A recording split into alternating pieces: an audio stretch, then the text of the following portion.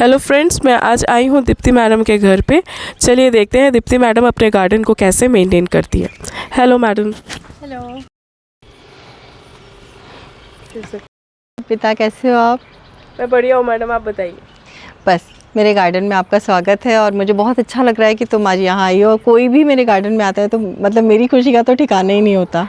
Ma'am, आप garden कैसे maintain कर रहे हो?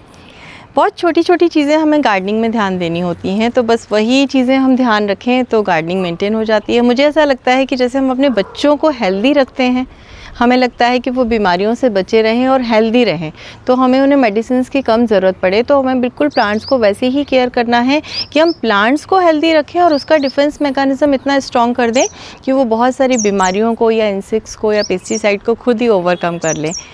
बैकग्राउंड में जैसे बर्ड्स का साउंड आ ही रहा है आपको, और आप मेरे गार्डन में देखेंगे अभी बहुत सारे तरह तरह की डाइवर्सिटी आपको इंसेक्ट की भी मिलेगी, सिर्फ फ्लावर्स के अलावा।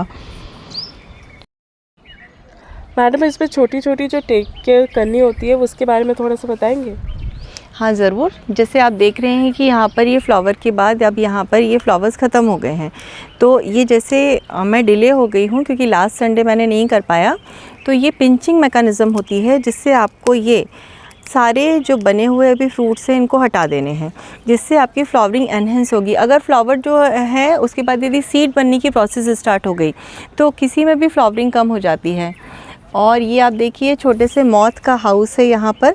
इस तरह की कई चीज़ें मैं अभी आपको गार्डन में दिखाऊंगी जो मेरे गार्डन का बहुत ही एकदम सुनहरा जो मैं कहती हूँ पार्ट है, जिनके साथ मैं यहाँ रहती हूँ। करते हैं और ये देखो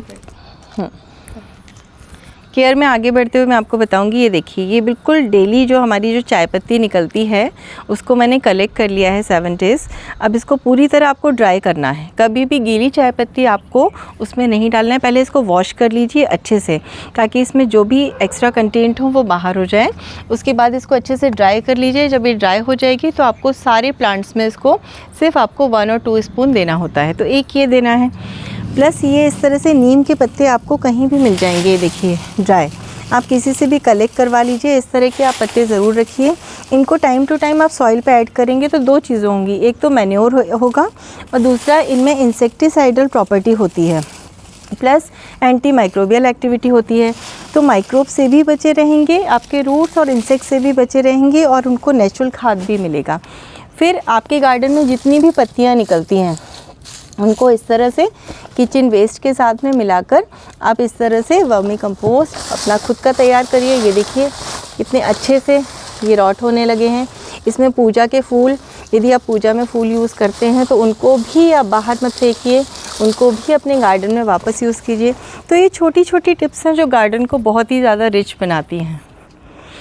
एडेनियम की तरफ यहाँ पे बहुत सारे एडेनियम्स हैं और एक और मेरा एडेनियम का कलेक्शन है यहाँ पे। तो अभी के टाइम पर भी ये खिल रहे हैं, जबकि ये डॉर्मेंट स्टेज में इस टाइम पर चले जाते हैं। कुछ अभी देखिए बहुत सुंदर एडेनियम्स हैं। इनका सॉइल मिक्स हमें बहुत ध्यान रखना पड़ता है। सॉइल मिक्स है जो एकदम पोरस रहना है। ये देखिए बिल्कुल हाथ से ऐसे गिर रहा है, बिल्कुल स्टिकी नहीं होना चाहिए। इसमें मैंने सिंडर, धान भूसी और सैंड और वर्मी कंपोस्ट मिक्स किया है। तो आपको ध्यान रखना है, गार्डन सॉइल इसमें मैंने मिक्स नहीं किया है, लेकिन 5% ही गार्डन सॉइल आप मिक्स करें अगर करना चाहते हैं तो। अदरवाइज़ इस सॉइल से रॉट होने के इसके चांसेस जो हैं वो इंक्रीज़ हो जाते हैं। ये देखिए यहाँ पे अभी वाटर लिली खिला हुआ है, पर मैडम इसमें ना कुछ पत्तियाँ ऐसी हैं जो उल्टी है। ऐसा क्यों है उल्टियाँ? चलो आपको एक बहुत इंपॉर्टेंट चीज़ बताती हूँ। ये बड़ा प्यारा वाटर लिली होता है और जिस भी वाटर लिली में आपको इस तरह से सेंटर में अगर कोई नोट दिखाई दे रही है, ये देखिए, तो आप क्या करेंगे, इस नोट के इस तरह से लीफ को इस तरह से तोड़ लीजिए और तोड़ के इस तरह से पलट के इसमें डाल दीजिए। आप देखेंगे कि 6 और 7 दिन के बाद इस तरह से न्यू प्लांट इसमें बन चुका होता है। उसके बाद ये वाला पार्ट जो है ये पूरा रॉट हो जाएगा और रॉट होके इसमें अपने आप एक छोटा सा बल्ब बन जाएगा। और इस तरह से यहाँ पर ये देखिए, इसमें अभी कई प्लांट्स जो तैयार हो चुके हैं ये बल्ब के साथ में हैं।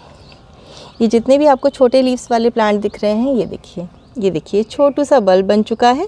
थोड़े दिन में आपको यहाँ पर पूरे इस तरह के प्लांट और इस तरह के फ्लावर्स बहुत ईजीली मिल जाएंगे। ये देखिए ब्लू कलर के बैग्स हैं, ये कैसे बने हैं मैम से पूछते हैं।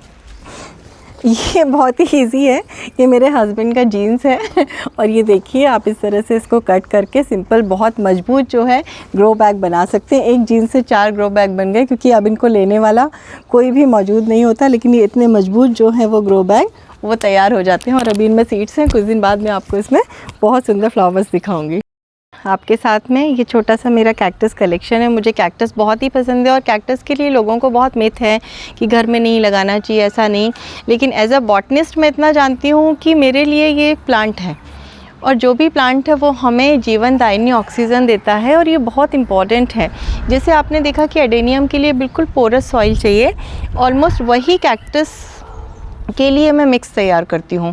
दोनों का मिक्स ऑलमोस्ट सेम रहता है, वो भी ज़ीरोफाइट्स हैं, ये भी ज़ीरोफाइट्स हैं। और आप देखेंगे यहाँ जितने भी हैं सारी बहुत ही देखिए बहुत पोरस सॉइल में लगे हुए हैं। ऑलमोस्ट देखिए वही पॉटिंग मिक्स मैंने यूज़ किया है और बिल्कुल कहीं भी स्टिकी नहीं है इनके रूट्स को इंसर्ट करने में, और कहीं भी इनमें पानी रुकता ही नहीं है। तो इस तरह के आप सुंदर सुंदर से, ये मैंने यहीं से ख़रीदा हुआ है शिवानी मैम से। और इस तरह से आप अपना कलेक्शन इस तरह से, ये देखिए ये छोटे छोटे पप्स को अलग कीजिए, नया फिर से प्लांट तैयार कीजिए। अभी इस तरह से बहुत सारे जो प्लांट्स हैं मैं धीरे धीरे तैयार कर रही हूँ। ये इसमें नन्हे मुन्ने जो लगे हुए हैं, कुछ दिन बाद आप देखेंगे कि बड़े होके बहुत सुंदर से प्लांट बन जाएंगे। तो इस तरह से ये सारा जो है यहाँ से स्टार्ट होके ये डिफरेंट टाइप के कैक्टस हैं। मैडम कैक्टस में कोई पेस्टिसाइड वगैरह डालने की ज़रूरत पड़ती है क्या? पेस्टिसाइड डालने की ज़रूरत नहीं पड़ती। पहली बार मैंने एक बटरफ्लाई का लार्वा इन पे देखा है, जिस पर वो चूँकि बटरफ्लाई का लार्वा था, तो मैं अभी भी आप देखिए ये मेरे लेमन प्लांट पे यहाँ पर बहुत सुंदर से ये 2 मेरे प्यारे प्यारे बच्चे आपको दिख रहे होंगे। इनको मैं कभी भी किल नहीं करती। ये देखिए ये एक्चुअली में लोग इन्हें देखते हैं और देखते ही इन्हें क्या करते हैं, कीड़ा समझ के मार देते हैं। वो ये नहीं जानते कि इन्हीं छोटे छोटे लार्वी से इन पे बहुत सुंदर लेमन फ्लाई बनेगी। और आप देखेंगे कि इन्होंने कोई नुकसान नहीं किया है। ये मेरे छोटे से लेमन के फ्रूट यहाँ पे तैयार हो गए हैं। ये मुझे भुवनेश्वर से एक सर ने दिया था, मिस्टर लक्ष्मीधर पंगारी जी ने, ये उन्होंने गिफ्ट किया है। ये इटालियन लेमन का प्लांट है और इसका जो लेमन का साइज़ है वो बहुत बिग होता है। और आप देखते हैं कि अब 2 साल में इतना फला फूला हो गया कि इसमें बहुत अच्छे से अब फ्रूट्स भी सेट होने लगे हैं। तो आप यहाँ से वहाँ तक देखिए मेरे सारे जो हैं कैक्टस प्लांट, इनमें अभी तक मुझे कोई पेस्टिसाइड की ज़रूरत नहीं पड़ी। और मुझे लगता है शायद मुझे इसीलिए पेस्टिसाइड की ज़रूरत नहीं पड़ती है क्योंकि मैं यहाँ पर नीम के लीव्स और घर में बना हुआ वर्मी कंपोस्ट और इस तरह की चीज़ें डालती हूँ। अगर हम यूरिया और डीएपी का बहुत ज़्यादा यूज़ करते हैं तो नेचुरली जो इनमें माइक्रोब्स हैं वो टोटली किल हो जाते हैं, जो एक नेचुरल प्रोसेस करते हैं जिससे जो सॉइल में प्रेजेंट जो भी हम चीज़ें डाल रहे हैं उसको कन्वर्ट करते हैं उसके मैन्योर में। तो आप उन्हें ख़त्म होने से रोकिए। जब तक उनमें इनऑर्गेनिक न्यूट्रिएंट नेचुरली नहीं पहुँचेंगे प्लांट स्ट्रॉन्ग नहीं होगा। तो आप कोशिश करें कि वर्मी कंपोस्ट डालें, गोबर खाद डालें और इस तरह की चीज़ें डालें जो आप घर में तैयार करते हैं। इवन बनाना पील वाटर, इस तरह से जो भी आपकी सब्जियां निकलती हैं आप उनको डिप कर दीजिए, 3 दिन बाद उनका पानी दीजिए। ये सारी चीज़ें हैं जो मेरे गार्डन को हेल्दी वेल्दी रखती हैं। तो अर्पिता के साथ अब मैं आ गई हूँ मेरे फेवरेट जगह में। ये पोर्शन मुझे बहुत ज़्यादा पसंद है, ये बहुत ज़्यादा सूदिंग लगता है। और ऐसा वाला ग्रीन जब आप सुबह उठ के देखते हैं तो इससे ज़्यादा रिफ़्रेशिंग मुझे नहीं लगता कि कुछ और होगा। तो आप अपने घर में ऐसा एक कॉर्नर ज़रूर डिज़ाइन करें। और ये प्लांट्स जब से मैंने यहाँ सेट किए हैं आप देख सकते हैं यहाँ पे बिल्कुल इनडायरेक्ट सनलाइट है, कोई भी डायरेक्ट सनलाइट यहाँ तक नहीं पहुँच रही है। सारे प्लांट्स बहुत हेल्दी हैं। देखिए हर प्लांट में आपको नई लीव्स दिख रहे हैं।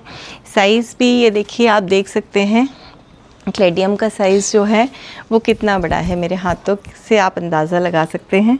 सारी लीव्स जो हैं बहुत खूबसूरत भी हैं, चमक भी रही हैं और ज़्यादा केयर नहीं मांगते। सबसे अच्छी बात है ये प्लांट्स बिल्कुल केयर नहीं मांगते हैं। और ये प्लांट्स तो देखिए कितना हेल्दी हो गया है। ये इसी जगह सेट है लास्ट 3 ईयर से। इसको बस ये करिएगा आप थोड़े से बड़े पॉट में हमेशा जगह दीजिए। लोग इसको थोड़ा छोटा पॉट देते हैं तो इसके जो न्यू क्लम्स हैं वो नहीं प्रॉपर अराइज हो पाते। और इसका भी मैं आपको वेजिटेटिव प्रोपोगेशन बताती हूँ। आप इसको यहाँ से ऐसे कट कर लीजिए, कट करने के बाद उसके लीव्स को अलग कर लीजिए और लीव्स अलग करके इस तरह से आप सॉइल में लगा दीजिए। इनको लगे हुए अभी 4 महीने हो चुके हैं, लीव्स नहीं सूखी हैं। इसका मतलब कहीं ना कहीं इनमें जो है वो देखिए, यदि मैं आपको दिखाऊं तो यहाँ पर एक बल्ब जो है वो बनकर तैयार हो गया है और ये पौधे मेरे पिछले वाले बैच से बने हुए हैं। तो यहाँ पर अब छोटा सा ये जो बल्ब है ये आपको दिखने लगा होगा, ज़्यादा छिड़ूंगी तो वो पौधा जो है ख़राब होगा, लेकिन इस तरह से नीचे बिल्कुल राउंडेड बल्ब बन जाता है। तो एक पौधे से आप कई पौधे तैयार कर सकते हैं। आपको भी पता है 250 से 300 तक मिलता है। ये वेरीगेटेड इंसुलिन प्लांट है, जैसे कि इसमें ये नया बेबी निकल आया है, थोड़े दिन बाद सेपरेट करके इसको फिर से नया प्लांट बना सकते हैं। ये वेरीगेटेड सिंगोनियम है, ये अभी अभी मुझे मिला है और इसके लीव्स जो हैं बहुत सुंदर हैं। तो इस तरह से ये जहाँ से भी, जिसमें भी आपको इस तरह से रूट वाला पोर्शन दिखता है, जो इस तरह के प्लांट्स हैं, बस इनको यहाँ से कट करिए। आप चाहें तो पानी में ग्रो करिए, आप चाहें तो सॉइल में ग्रो करिए, बहुत इजीली ग्रो होते हैं। इसी तरह के ये सारे प्लांट्स हैं। ये प्लांट मैंने बहुत लोगों को अभी तक दिया है। इसमें भी देखिए सेम, जहाँ पर आपको ये रूट वाला पोर्शन है ये दिख रहा है, ये देखिए यहाँ से रूट्स निकल रहे हैं। बहुत इजीली ये सारे प्लांट्स लग जाते हैं। तो इस तरह से अपने गार्डन में एक प्लांट लाइए और इस तरह से अपने गार्डन को जो है बहुत बहुत रिच बनाइए। Thank you Arpita. तो इसी नोट पे आज मैं विदा लेती हूँ दीप्ति मैम के घर से, और आगे आप बिल्कुल स्टे ट्यून्ड रहिएगा नए नए अपडेट्स के साथ, नए नए भिलाई के छत के गार्डन्स के साथ और नए नए गार्डनर्स के साथ। Bye bye for now, take care.